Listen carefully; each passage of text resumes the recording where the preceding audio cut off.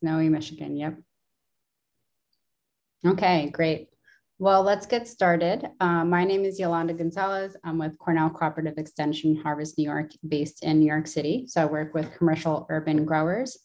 Of course, okay, thank you. And today's workshop or webinar is part of the Cornell Small Farms Mushroom Webinar Series. As you may remember, last month we covered FSMA and GAPS and sort of talked about the food safety regulations. So today we'll be covering certified naturally grown and certified organic. So if you have any questions, feel free to put them in the chat box. And I'll also include the link to our Cornell Small Farms site, which has additional resources on markets and regulations and kind of everything you need to know about food safety and certified organic. And we'll also be hearing from our presenters today, Alice from Certified Naturally Grown, as well as Rebecca from NOFA on organic certification, as well as two farmers, Casey Manchin from Fungi, as well as Will Lorenzen. So I will let whoever wants to go first share their screen, and or I can share as well. I'm happy to click on slides. All right, great.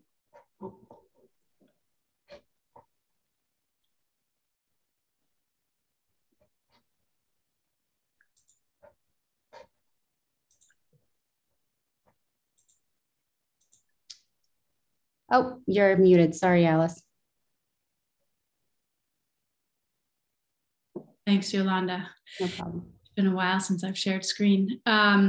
My name is Alice Barron. I'm with Certified Naturally Grown, and I am the executive director, and will be sharing with you about the organization, a little bit about our history, and then some about our mushroom certification program, the process of becoming certified naturally grown, and some of the benefits. But first, a little bit about me. I've been the director of Certified Naturally Grown now for about 15 years. And it was back in around 2015, we started to get a lot of applications from folks who wanted to certify their mushrooms. And we actually didn't have standards specific to mushroom certification. So I was really keen on developing some to make sure we could offer a certification that was meaningful and address some of the particularities of mushroom production. In the process, learned a lot, and I'm happy to harvest some shiitake mushrooms from my log yard out back periodically, although they're needing replenishment soon. So I'll get started with a little bit about how Cng got started. It was founded by farmers back in 2002. That was the year the National Organic Program took effect, and these folks were very committed to organic practices, but selling locally through direct channels, they felt like it wasn't a good fit for their particular operation. So they created an alternative called Certified Naturally Grown, and that was in the Hudson Valley of New York, but it quickly grew because farmers around the country were also looking for something that was a good fit for their operation. Today, CNG is an independent nonprofit. We're not affiliated with the USDA organic program. Appreciate the work that they do, but we are independent from that. These are not the founders, by the way, I realized as I was saying it. These are some folks who've been with us for several years, but they're not in New York. So today we have typically around 700 farmers and beekeepers who participate throughout North America and 45 states and a few Canadian provinces as well. The most common question I get is, how is CNG different from the organic program? So I'll start with answering some of those questions, because that's a very common point of reference that folks have because they're familiar with it. So our standards for produce and livestock certification, they're based on the National Organic Program standards. So just like certified organic farmers, there's no synthetic chemicals or GMOs allowed or used by CNG farmers. And there's a high priority placed on enhancing soil health and ecosystem diversity and sustainability. So our standards are based on organic standards for produce and livestock. And also similarly, the certification process requires an application where the applicant describes their practices for managing pests and disease and improving the soil. It's much more than a pledge. And those practices in the application are reviewed. Farmers indicate what inputs they're using to manage pests and disease, and those need to meet the standards. Also, our standards are fully transparent and detailed. They're written, they're available on our website. It's not just an empty marketing claim that, yes, this is all natural. It's very specific standards that are detailed and available. And also, just like organic farmers, there's an on-site inspection required every year. And here's where things become a little different. With certified naturally grown, it's a peer review inspection. So the inspection is carried out typically by other farmers in the area. And the other difference is that CNG is tailored specifically for direct market farmers. So unlike the National Organic Program that needs to serve a wide range of operations, including folks selling into wholesale markets and food processors, CNG is really focused on those producing food for their local communities. For most folks, the cost is much less, and our focus is much less on paperwork than with the National Organic Program. So here's some examples of the typical markets that CNG farmers sell into. Certainly farmers markets, independent grocers, local restaurants, CSAs, and many are, especially now, are selling through online platforms. For folks looking to get into wholesale markets, that's probably certified organic is going to be a better fit. These are the different types of certification we offer. Produce and flowers is our largest category. As I mentioned, we developed standards for beekeepers in 2010 with a focus on beekeepers who prioritize honeybee health. And then we added aquaponics and mushroom certification in 2016. Again, because there was demand and growing interest from these types of producers.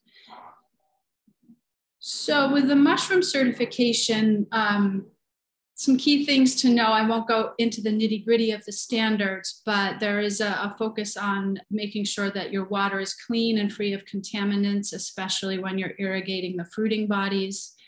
The spent substrate, once you're done with it, must be kept out of the solid waste stream. We recommend it be repurposed to improve soil if possible. And the substrate must be from non-GMO materials. The detailed standards for our mushroom certification can be found on our website at that URL. Here's some examples of the kinds of substrate that's typically prohibited because it's typically made of byproducts of GMO crops. If these are the kinds of substrate you want to use and you can find it from a certified organic source, then of course that would be allowed. So let's get into the certification process. As I mentioned, the first step is to fill out an application, although I guess prior to that is to review our standards and make sure it's a good fit for your operation. Make sure they're clear to you. If you have any questions, we're very easy to reach by phone or email to ask for clarification. We encourage you to do so. If it does seem like a good fit, then you can apply. Typically that's done online on our website, and we'll get back to you within 10 days with any follow-up questions. It's not unusual that we need a bit more information, and we try to get that resolved as quickly as possible so if we can move forward with that process of certification. Once your application is accepted, there's 3 core annual requirements that must be met. The first is to sign and return a declaration that we'll mail to you with your welcome packet. And that just affirms that you understand the standards, that you won't market anything as CNG that's not certified naturally grown. And the other core requirement is to submit your membership dues or certification dues. We recommend 200 or more, depending on the scale of your operation, but we leave it up to our members to determine the exact amount with a minimum of $150 per year. We also have the option to pay the dues in regular monthly payments from a credit card. And then the last step is to arrange your on-site inspection, and that's typically carried out, as I mentioned, by another producer in your area. We help coordinate those as needed. The first step would be to go to our website and look for other CNG producers near you. And I'll show you a little bit more about that in a moment. The fourth requirement is what we call the work requirement, and that is to conduct an inspection. And this is a core part of our participatory certification model. We now have the option for new members to observe an inspection in the first 2 years of certification to learn the ropes and make sure that it's something that they're familiar enough to do. And then once you learn the ropes, you conduct an inspection of another CNG producer within an hour's drive, if there is one of the same certification type. And the goal here is to both verify that standards are being met, that's the primary purpose, but also to connect with other like-minded producers and share and learn from one another. So obviously there's marketing benefits to being certified. That's one of the main reasons that folks get certified. One of those perks comes in the form of the profile on the CNG website. Everyone who's certified is listed. And here's what the listing looks like. You can search for, you can look at a list of farms in a given state by clicking the name of the state on the left, or do a search by zip code or city and narrow it by certification type if you wish. Here's an example of the results if you look for all the CNG producers in New York. And then here's the results if you search for mushroom producers indicated by the brown dot who are within 200 miles of Atlanta. So you can do that. Our mushroom producers are pretty spread out, so I selectively chose the one where I knew we'd find a few. And then down below the map is a listing of their farm names, and you can click on that to see their particular farm profile. The profile page of any given CNG farm will include their contact information, their location, an option to email them through their profile by clicking a button. So their email remains private, but you can still reach them through that way. It also includes the certification documents, the information they submitted on their application, their signed declaration, and recent all their inspection reports, as well as who conducted the inspection will be visible. And farmers have the option to customize their profiles with photos, their farm logo, and the profiles are great because it does give folks an option. Customers can get in touch with their farmers that way. And of course, our members can reach out to each other to arrange their inspections or just to connect, to learn from each other as well. So in addition to the profile, there's also marketing materials we make available. If customers have a question about your production practices, sometimes it can be hard at the farmer's market to go into all the details, and it can be convenient to reference the standards on our website, that those are the ones that are being followed. And another perk is that a lot of farmers markets and independent grocers are looking for their vendors to be certified, and having certification can really help you access those better markets, those preferable markets. Here's some examples of the marketing materials we make available. We have stickers in a couple different sizes to put on your packaging or produce, signs. Here's a canvas sign. We have other options as well. And of course, twist ties. Oops, I'm going backwards. And we have a wide variety of signs. I didn't put them all up here, and some bumper stickers just for fun. Sorry about that, guys. And a certificate for folks who complete the certification process. That's something we make available as well. And that can be laminated by us or by you to put up in at your farm stand or elsewhere.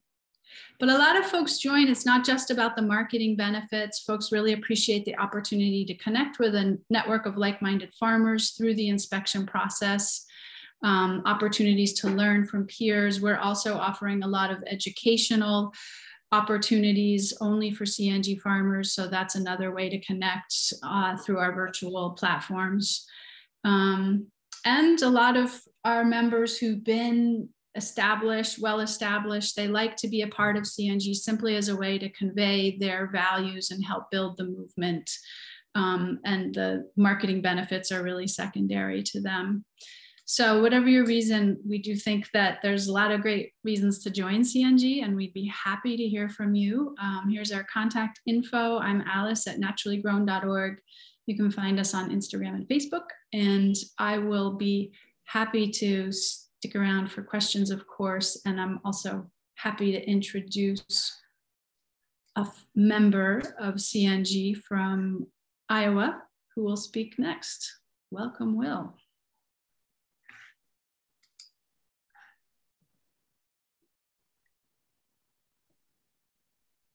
All right.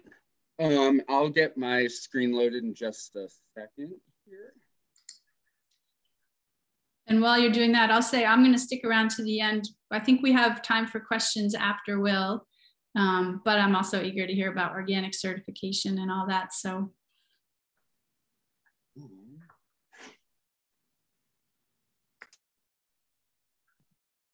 A second. Oh, we did a tech chat earlier.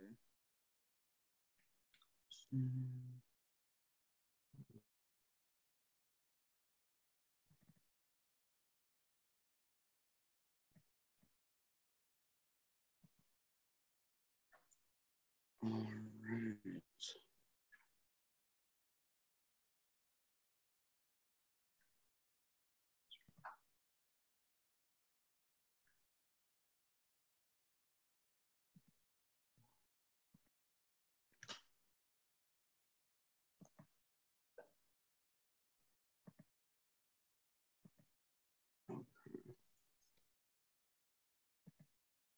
Sorry, guys, technical difficulties.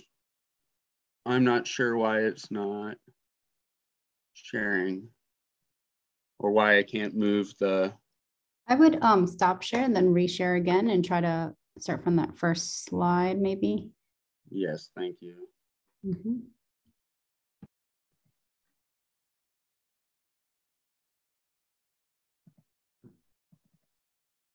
And then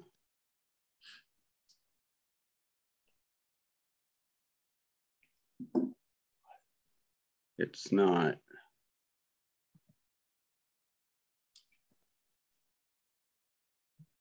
And there, sorry about that. You're fine. Okay.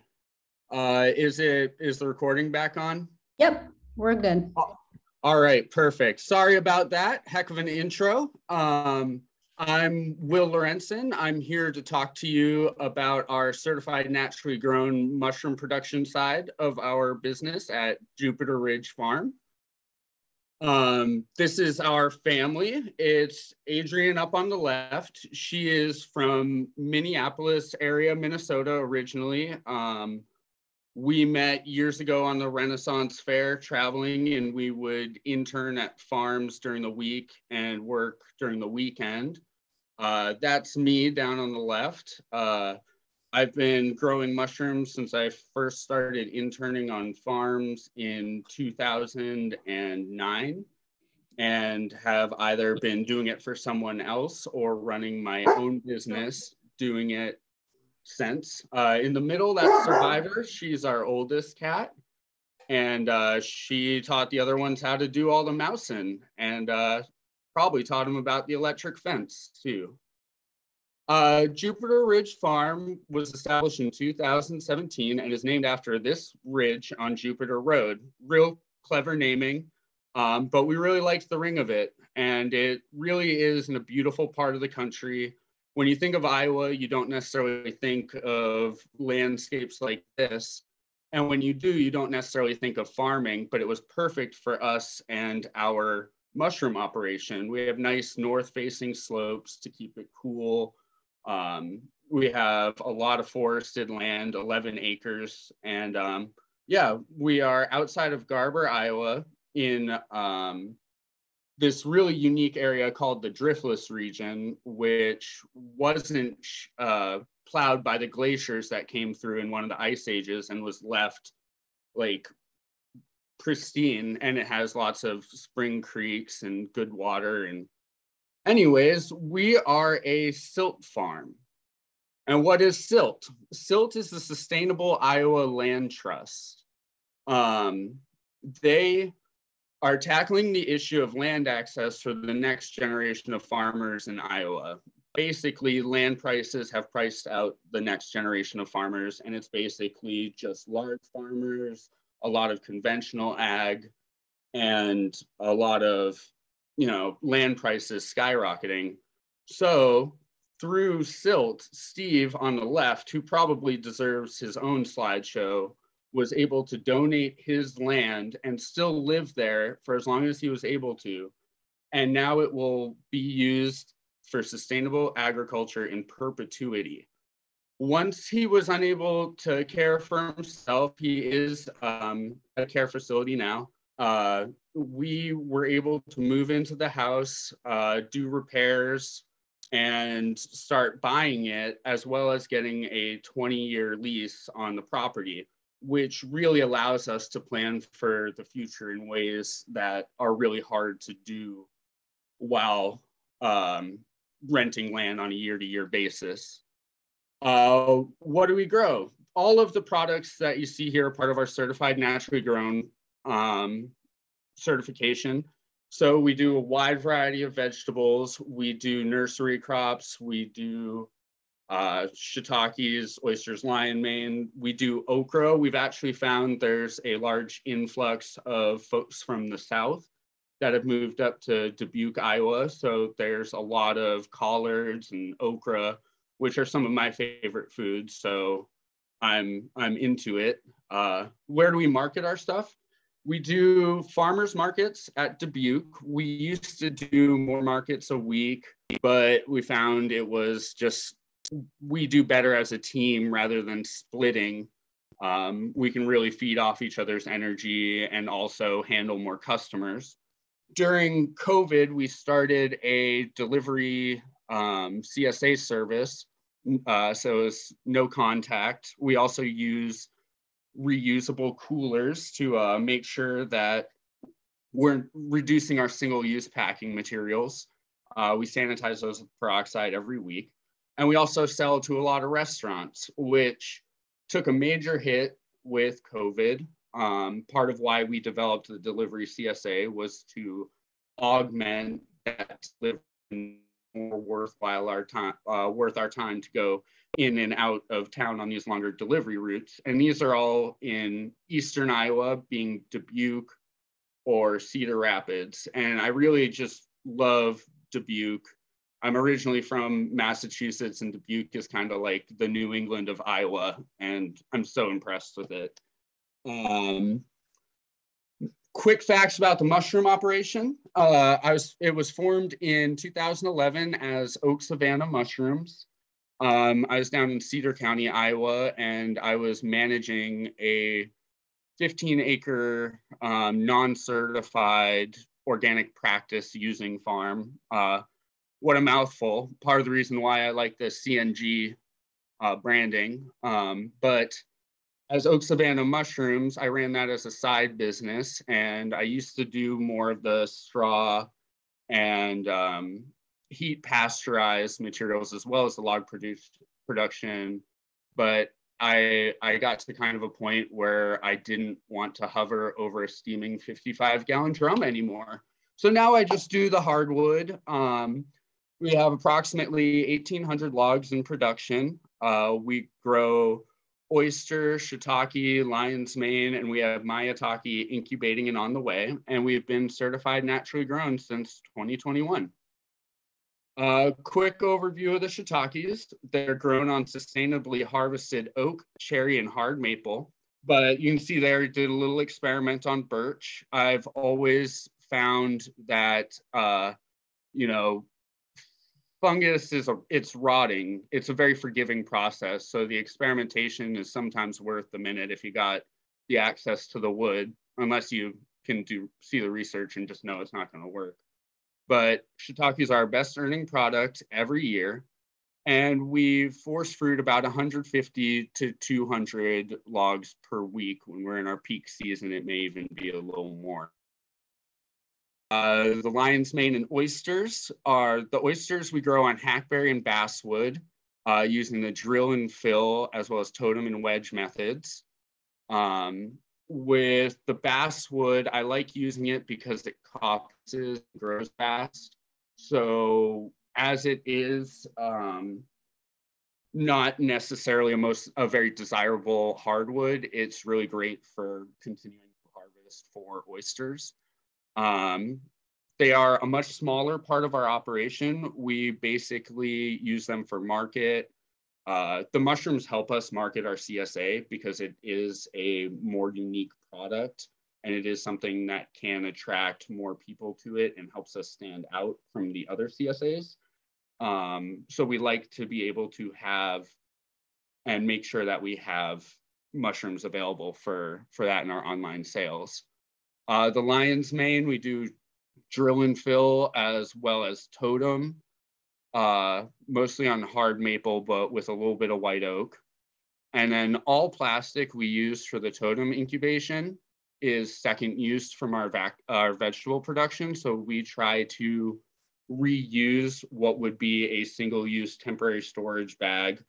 We sanitize it and reuse it to incubate these logs while they're stacked in their totems. So we at least get a second use out of that plastic because we try to be mindful of plastic as much as possible. Which brings to our structures. They're pretty funky. I've found myself wanting to reuse these billboards I'd gotten for tarps, and I started thinking, well, what if I just cut out where all the worst mouse holes are? And I came up with a system to make skylights and diffused light out of these second-use distressed and second-use plastics. We also use weighted shade cloth on the ends and sides, and that reduces the wind and helps keep pests out. Our biggest pest problems are small rodents. We use owl decoys as well as traps to try to take care of them. We also do have issues with thrips, and well, that's a whole other thing there. We source our substrate as how we source our substrate. As Alice said, that is one of the more important parts. For us, growing on logs really helps us not even worry as much about where the wood came from because it's either selectively or diverted from the waste stream from local loggers that use good forest management.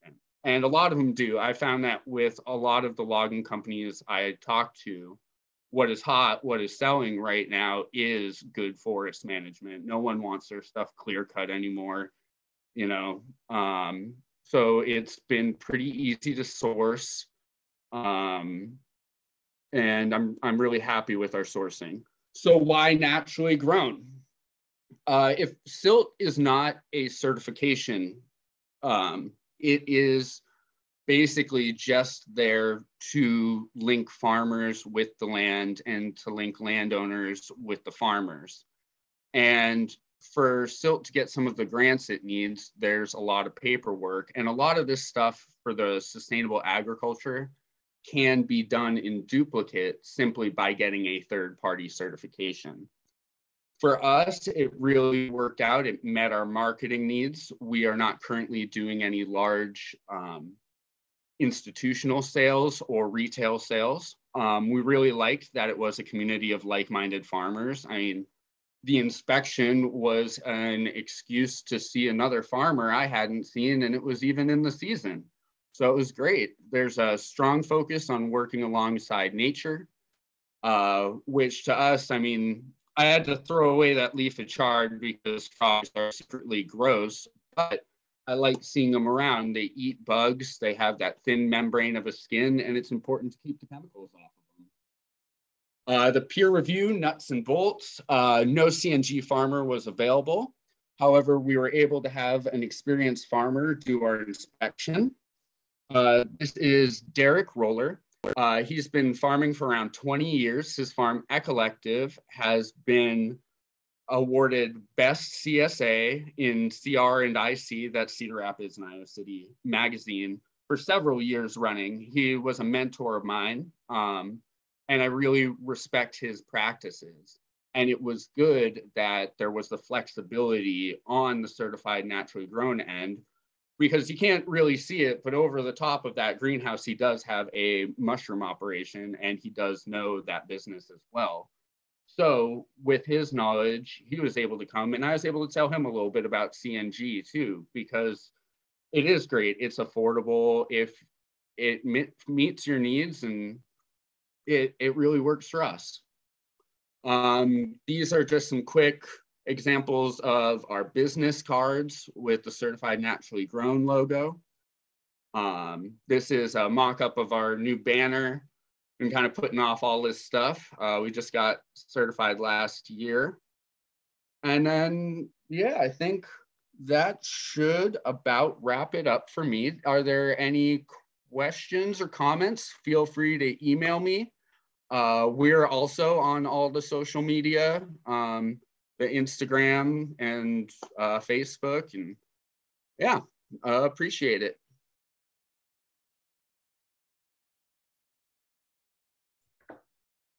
Thank you so much. We will now turn it over to Rebecca and Casey, if you'd like to share your screen, or if you'd like for me to share your presentation. Yes, Yolanda, if you could share it, that would be great. Thank you. No problem. I'm sorry, is it? This is Rebecca Heller Steinberg.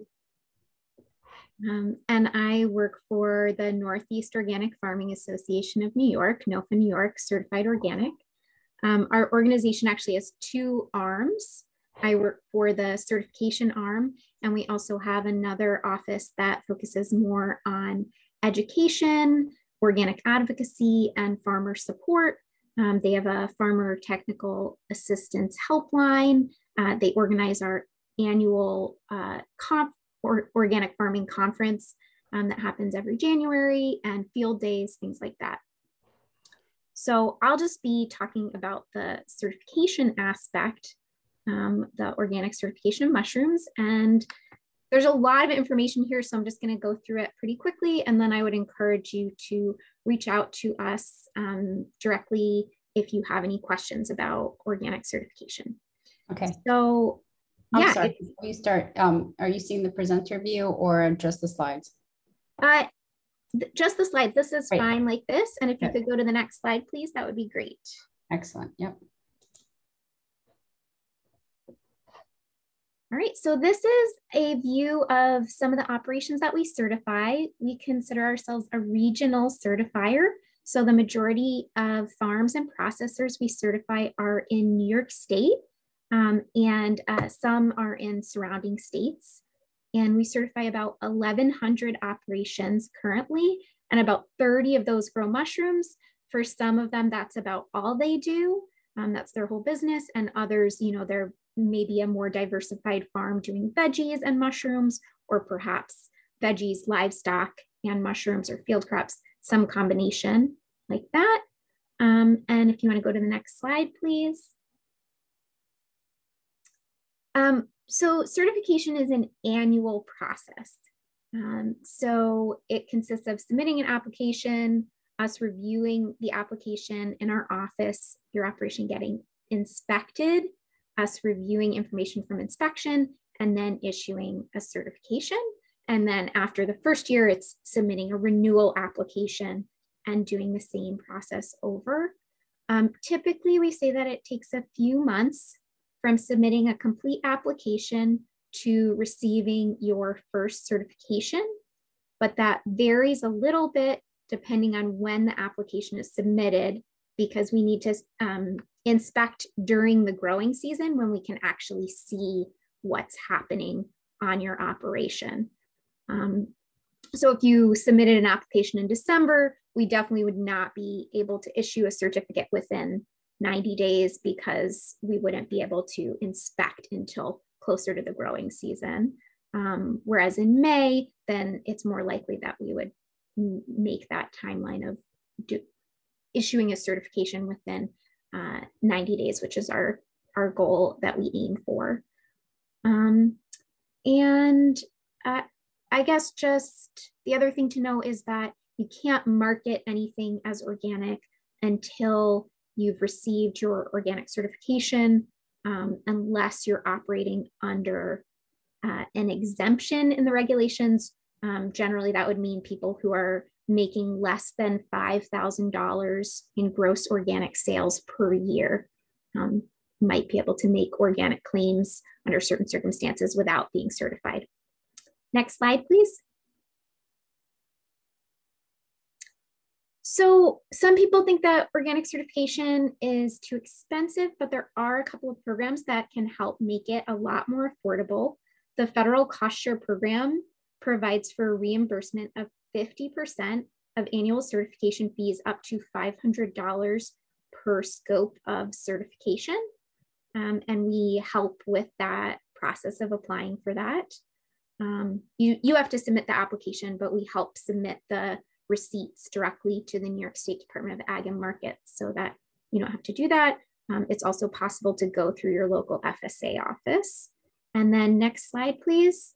There's also another program that provides some additional funding for both organic operations that are certified and also operations that are in transition to becoming organic but are not organic yet. So that program provides an additional 25% reimbursement up to $250 for certification fees. So basically you could have 75% of your certification fees reimbursed per year between the two programs. And then there's also some additional funding available for transitioning operations, education, and soil testing. Next slide, please. So what does an application for organic certification look like? Our key document is called an Organic System Plan, or OSP, and this is a living document of how you will manage your farm as a certified organic operation. And that really includes every aspect of management. And we don't expect you to, write that out in paragraph form. The OSP document is sort of a series of questions that we ask you to answer that gets at all of those details. And then in addition to the OSP document, we do ask for things like field maps, facility diagrams, equipment that will be used, any materials that you'll be using for anything from like fertilizing to cleaning, sanitizing materials, things like that, the equipment that will be used, basically just trying to get a picture of your whole operation and what's going on there. Next slide, please.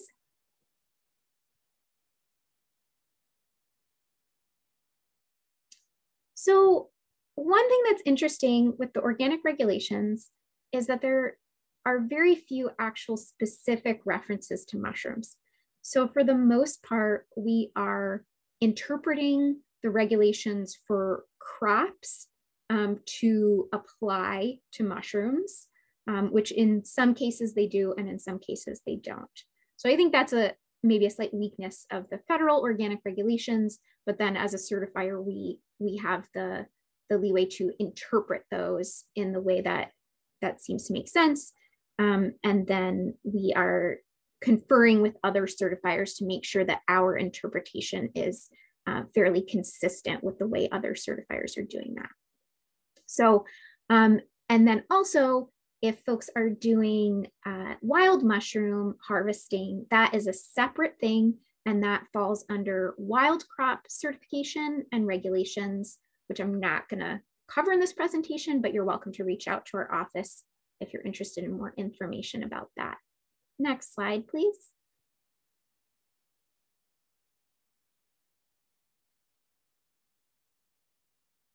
So basic land requirements for organic certification are that the land needs to have been free from prohibited substances for at least the past 3 years. And either that would be under your management, or if under someone else's management, we would want a signed affirmation from the previous land manager. It's important to note that this also applies to production areas where you might not be doing production in the ground, but above the ground. The NOP has stated that the National Organic Program has stated that they require any production structure or area with a dirt or permeable floor to follow those land requirements, even if, let's say, you're growing in grow bags that are hanging, the ground still needs to meet that requirement. And you also need to protect from any adjoining land use. So if anybody near your land is spraying pesticides, things like that, you need to have management practices or systems in place to prevent spray drift, to prevent contamination of your organic crops. Next slide, please. Organic spawn requirements. So we look at the seed requirements and apply those to organic spawn. So basically, organic spawn is required if it's commercially available, if you check at least 3 sources of organic spawn and can't find what you need in the quantity, quality, or form that you require, then you're allowed to buy untreated non-GMO spawn instead. The exception would be ready to use spawn, which is how the National Organic Program refers to it. What they mean by that is any kind of pre-inoculated substrate, like grow bags, grow blocks, logs that are already inoculated, that are ready to go. You wet them and they're ready to grow out like that. They're not going to be used to inoculate something else. Those must be organic, no exceptions if you're purchasing it like that. Next slide, please.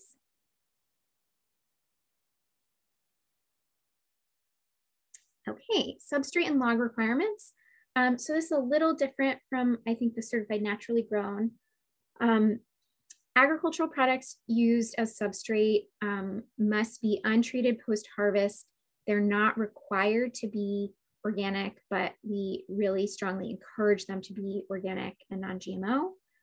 Non-agricultural products like dowels and sawdust need to be from an untreated source and can't contain prohibited additives.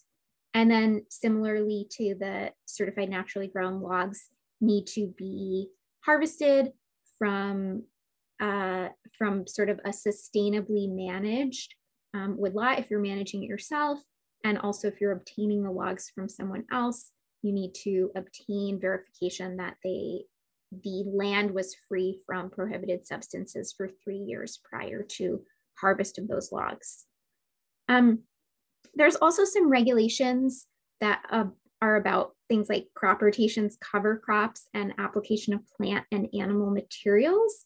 Those mostly tend not to apply to mushroom production, but one thing we look at is that the functions of crop rotation that are talked about in the regulations include maintaining or improving soil organic matter, pest management, nutrient management, and erosion control. And so if those things are not issues, if your system is managed such that those things are not a concern, then we would consider your mushroom production to be meeting the functions of the regulations, even if you're, let's say, not rotating your mushrooms, because in most cases, that's not really a part of mushroom production. Same with cover crops. So we're just looking at, does it meet the functions of the regulations as opposed to like using rotations or cover crops. Next slide, please.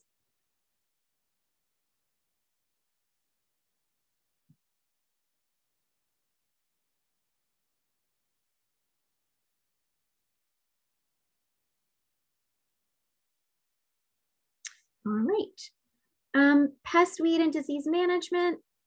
This is another area where not all of the regulations apply to mushroom production, but basically we're looking to see that you're managing preventively first. If that's not effective, then you're moving on to things like mechanical or physical controls like traps. And then next slide, please. Only if those don't work, then you're turning to substances.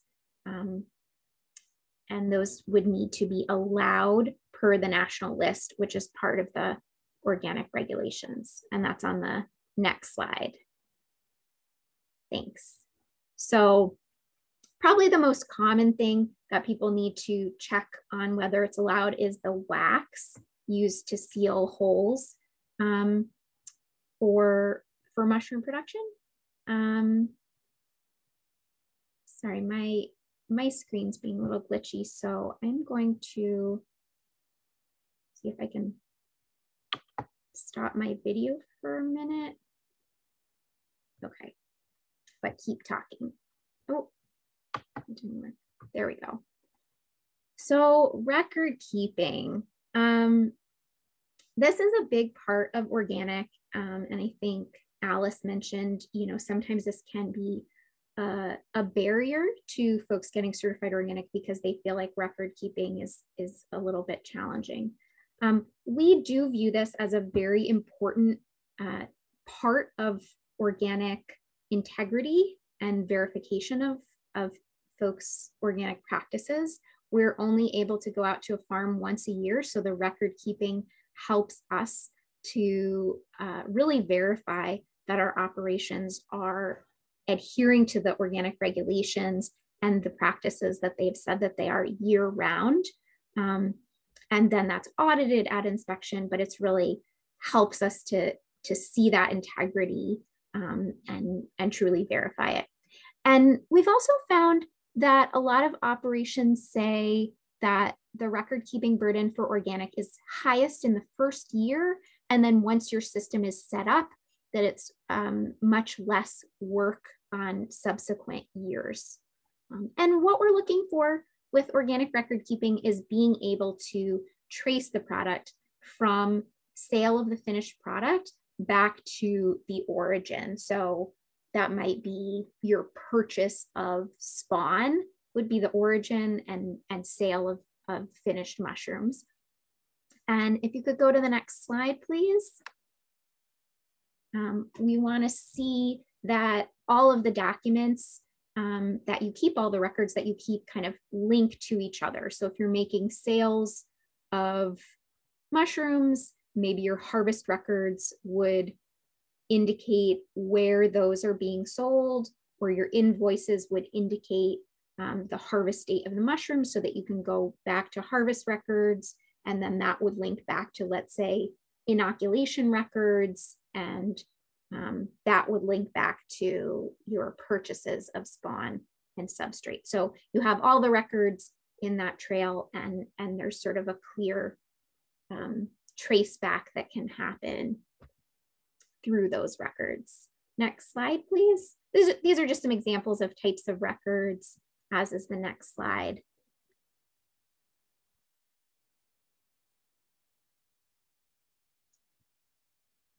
So yeah, so I was talking about some of these harvest records, sales records, things like that. And then next slide, please. I think the next one just shows an example of how some of these records might link through something like a harvest or production date or lot number. You can choose what the links are, but and kind of use your own system. We also provide some sample audit trail forms that you can use our forms, or you can use your own. It's really up to you. And then inspections are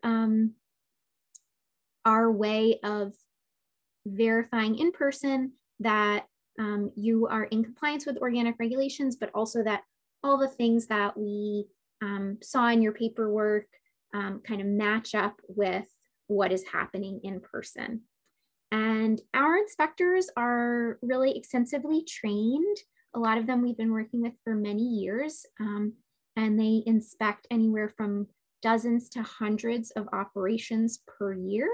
And they're mostly operating just in New York State and surrounding states. So they're really familiar with the growing conditions in the regions that they inspect in. They're really very, very knowledgeable. And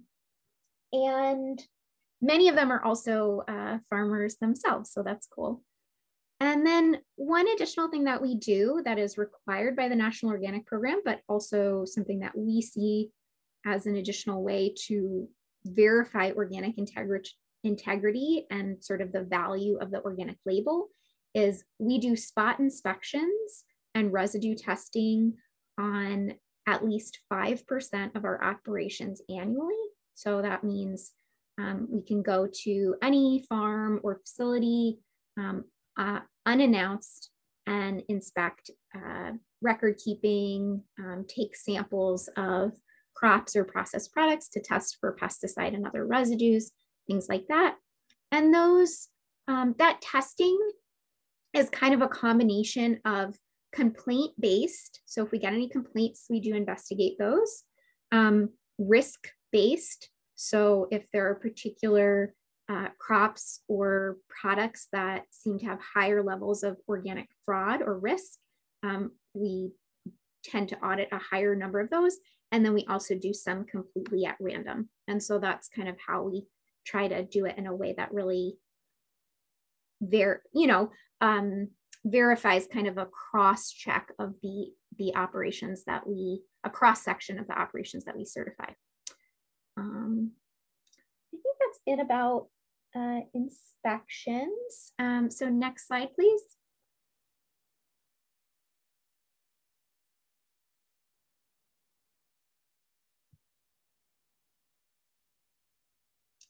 Thanks. So, well, we'll pause. We won't do any questions yet. In a second, I'll turn it over to Casey, but I will say, so my position at NOFA, I do more internal work. If you have any questions, the contact information for our office is right here, and you would be talking to our crop department, most likely. If you're interested in certifying mushrooms, our crop department is Kristen and Cassie. And then if you also might certify livestock in addition to mushrooms, then you would talk to our dairy and livestock department. And then we also have our technical assistance line here. That's part of the education arm of our organization. You're also welcome to reach out with them with more general farming questions.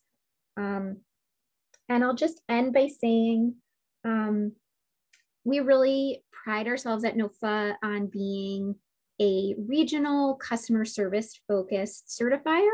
There are other organic certifiers and you're allowed to choose your own, but we think that our customer service is one of the best things that we have. And also, since we are a regional certifier, especially in New York and in the Northeast, definitely NOFA has a fair amount of name recognition, and a lot of our operations really value that, everywhere from folks selling on a larger scale like wholesale to folks selling at farmers markets. And we do have, actually, I loved seeing the certified naturally grown marketing materials. Those are really beautiful.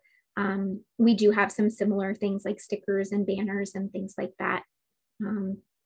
So I think that is all I have to say about organic certification of mushrooms. But again, please feel free to reach out to the office with any questions. And now I will hand it over to Casey, who is one of our certified mushroom operations.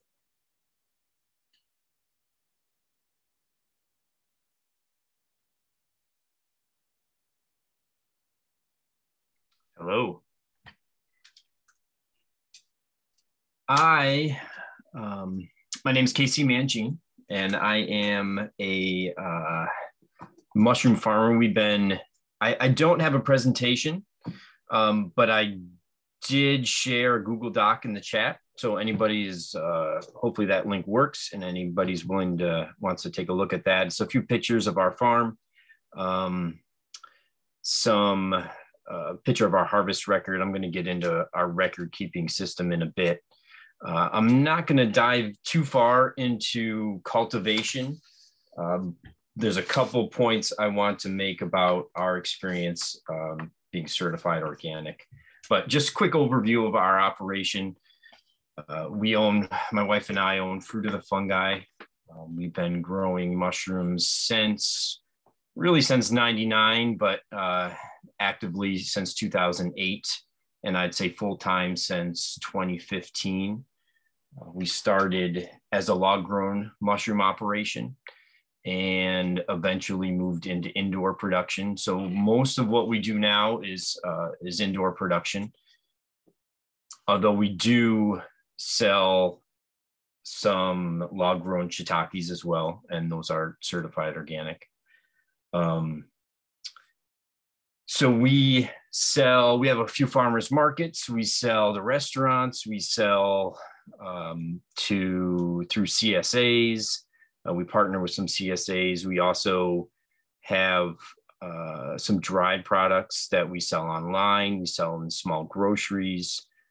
So we sell wholesale, we sell retail. We pretty much have our hand in all the different markets that are available to us. We've been certified through NOVA for 6 years, and when we got into our dried processed products, that was one of the big pushes to get into certified organic.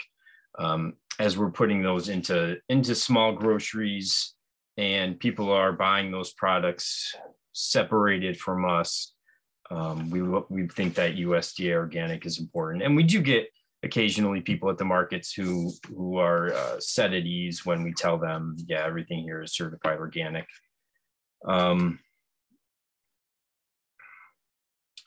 There are the varieties we grow. We grow shiitake, we grow lion's mane, we grow oyster, maitake, we grow chestnut, piapino, reishi, turkey tail, probably forgetting a couple. And what our indoor production, we sterilize substrates. Most of it's hardwood sawdust. Then we inoculate and incubate and grow them inside in a climate controlled building. So we're growing year round. Our markets are year round. The two areas that really were a struggle for us when we initially got certified organic was record keeping and spawn.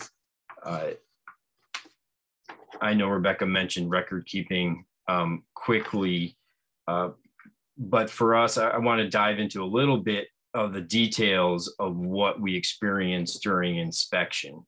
And if this is something that interests you, this is what you would experience as well, and hopefully prepare people for the inspections. So record keeping for us during the inspection was there are two main areas that we really had to work on. One was a little easier than the other. The easier one was just they're going to audit, are you producing what you're selling? So this goes to harvest records. So harvest records obviously give you an idea of what you're producing. And then you need to be able to keep good sales records. So you can show them, hey, I produced 100 pounds of shiitake. I sold 75 pounds. There's 10% shrinkage, 15 got dried, went into our dried products.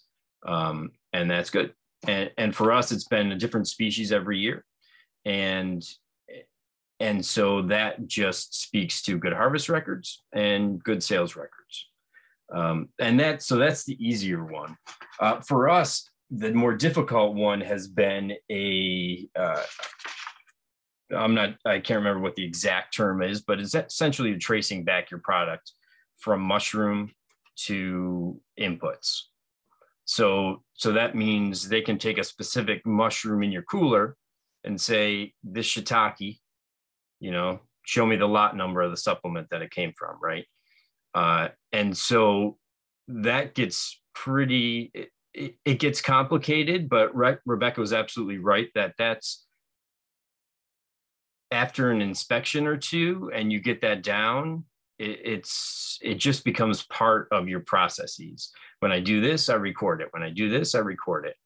And if you get that down and you train yourself to do that, and you train your employees to do that, it doesn't, subsequent inspections are much easier. So a lot of this is the first couple of years getting it down, and then things are simpler. So for us, this is how we handle our traceback records. We have a harvest record, which I shared in the Google Docs, and that we trace back to, we write all of our production, our harvest dates, and then the harvest dates go into the lugs in the cooler. And so you can take any mushroom, trace it back, go back to its species, find its harvest date and its species and its location in the record. And then it can go back to a number on the bag. And that bag can go back to incubation. And so you can take that number and you can look at its incubation record. And that number can go back to inoculation. You can take that number and you can look at what spawn it came from. So if you're buying spawn, that number, you have your lot number for your spawn right there. And then that number can also go back to sterilization. So you can find the details of sterilization. And then that number can go back to mixing. And then that number goes back to what lot went into that mix. And so sometimes some of the steps get a little complicated because we have this number that we run through all the bags, but then you get into growing, and for shiitake, the bags come off. So now we keep track of location. And so location has to be tied to that number somehow in your records. For some varieties, the number actually gets folded over in the bag and you can't really see it real well. So are you going to, write with marker on every bag? I mean, you can. There are different ways to do this. So we use location in our grow room. So that location, for another way it gets complicated is for shiitake, oftentimes within 1 or 2 days, you're picking everything from one group and then you're done. But for a lot of species like lion's mane and oyster and chestnut and a few others, we'll get multiple flushes off of these. And so if you're picking a whole bunch of oyster mushrooms, but you got 3 mushrooms from the last group, those need to be accounted for in a previous group, right? You can't really mix those. So we end up going back and forth a little bit. Our harvest record keeping and the time that we spend harvesting is extended a bit, because it'd be great to just throw everything in one bin, throw it in the cooler and be done with it. But we can't do that. So it takes more time, but in the end, this record keeping answers questions for us, right? So we can do, we can get good numbers on how many pounds we're getting per block. We can get, if we do experiments on anything, supplements or incubation time or, all of that's recorded. So we're putting more time into these records to be better, to get certified, to pass our inspections, make our inspections go easy. But we're also becoming better cultivators because of it. So you can look at that, the record keeping as a frustration and a time suck, right? But you could also look at it as something that makes you a better cultivator.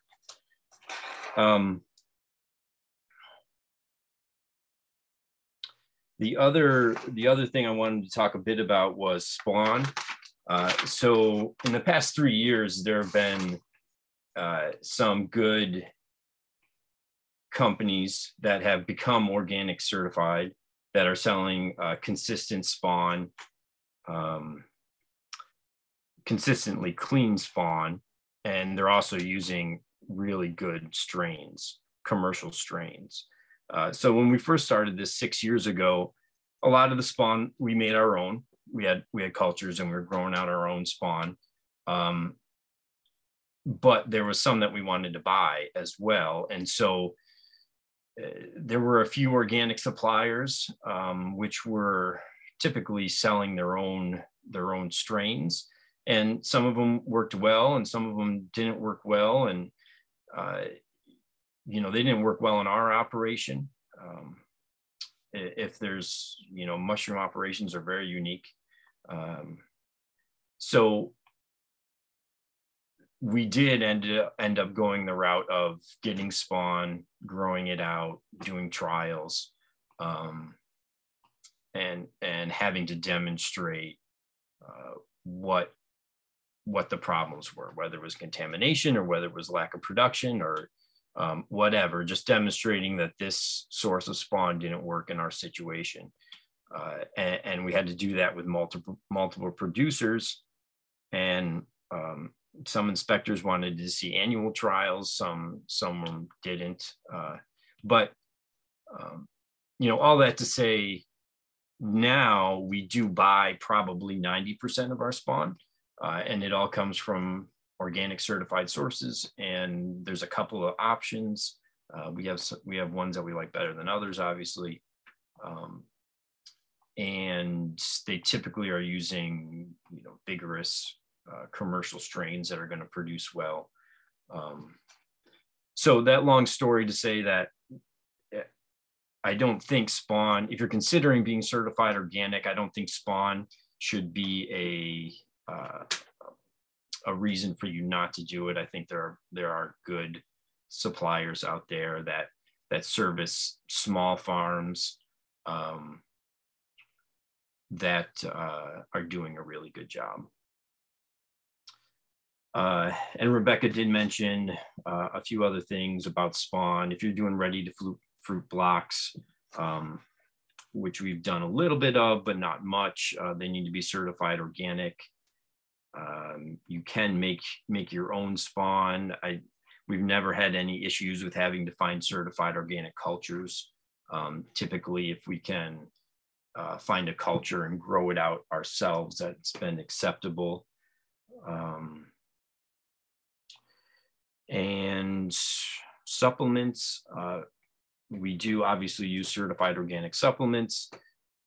That hasn't been, we're in central New York, and I know there's people from all over the country in this, and so that's pretty regional. We haven't had trouble finding the supplements we need, but that certainly could be different in your area. A couple other smaller points. If you're doing value-added products, again, that's another record keeping. I mean, those individual packages need to be traced back to for us, we trace them back to their harvest dates to our processing records, and then that ends up attaching to the other traceback records that we have, so you can bring it all the way back to its supplements as well. There are labeling requirements to be certified organic. So we do a lot of dried mushrooms, powdered mushrooms, mushroom teas.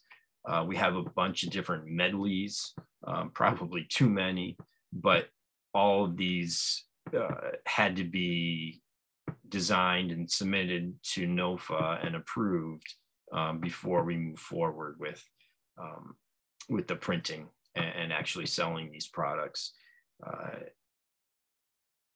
Overall, it was a pretty easy process, and Rebecca was right. They do a good job with customer service, and they get back to you quickly. So for us, that process wasn't too difficult. definitely got some feedback before we designed these labels, so we knew which direction to go, especially if you're paying someone to do it. Talk to your certifier and get some direction before you get these designed and spend money on getting them designed. If we want to do different species, those have to be listed on our certificates. It's pretty simple to add a species, remove a species. But these are all smaller hoops that you do have to jump through for the ability to put that USDA organic on your packaging. That is about all I have. Again, those were the two biggest areas that we struggled with. And after a couple of years, we figured them out, and our inspections are pretty quick and easy, after 6 years of doing this. And we feel like having that USDA label on our packaging, helps us, our sales. It helps us market to small groceries that often, we might be a few hours from and we don't know really well, but it's not only sets the customer at ease, I think it sets the seller at ease to know that this product that I'm bringing in, these folks have gone through the motions, have taken the steps to produce a good product.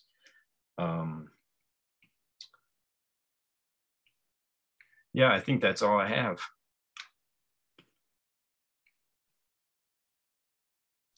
Great, thank you. So I'm just going to open it up to whoever wants to either unmute themselves or put questions in the chat box. We had a few questions about suppliers, which Steve, thank you for including the list of mushroom suppliers on the Cornell Small Farms website. I'm also curious, I don't know how you feel, Casey, about mentioning specific suppliers that you've had good experience with, but I would love to hear Sure. that if you're willing to share. I don't want to, what the heck. Yeah, so our experience has been, right now we buy, we only did about 30 logs last year. We did a combination of Shiitake and turkey tail. And we've always had good experience with Field and Forest in Wisconsin.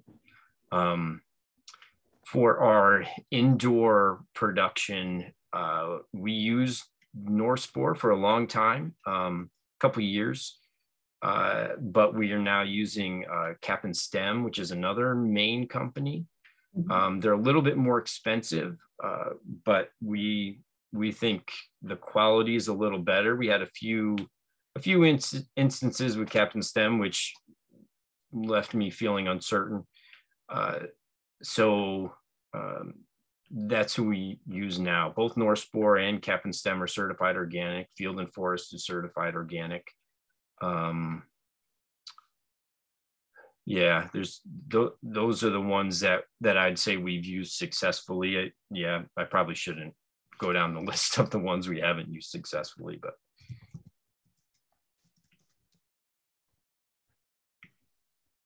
Great. Sure. There was a question about supplements, but I think we've answered that. If there's any lack of looks like Will is trying to say something, but I didn't hear it. Go ahead, Will. Oh, just to piggyback on that, I would strongly recommend Field and Forest. I'm not gonna say anything about anyone else, but I've always had positive experiences with them, and they've also got great customer service, and they're regional for us as well. So just wanted to put that little mushroom plug in there. Great. So if anyone else has any additional questions, feel free to unmute yourself.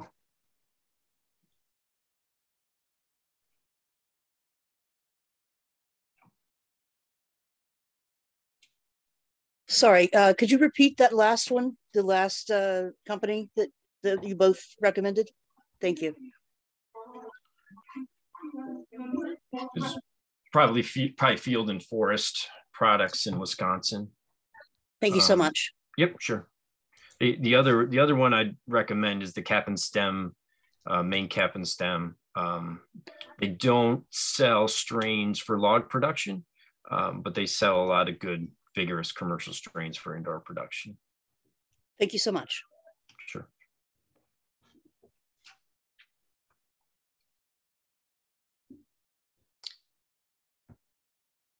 Well, I want to jump in real quick to say thanks to Steve and Yolanda for organizing this presentation, and particularly to Steve for helping Certified Naturally Grown develop our mushroom standards as part of our Mushroom Advisory Council. We had quite a crew of mushroom growers who were instrumental in developing our standards, and have fond memories of doing that, and look forward to having more mushroom producers take advantage of all that good work.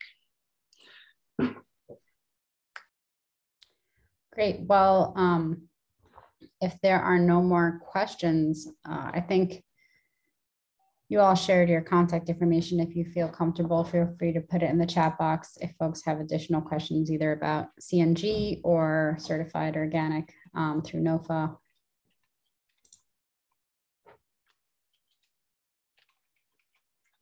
And yeah, I think we'll wrap up if there are no more questions. Thank you.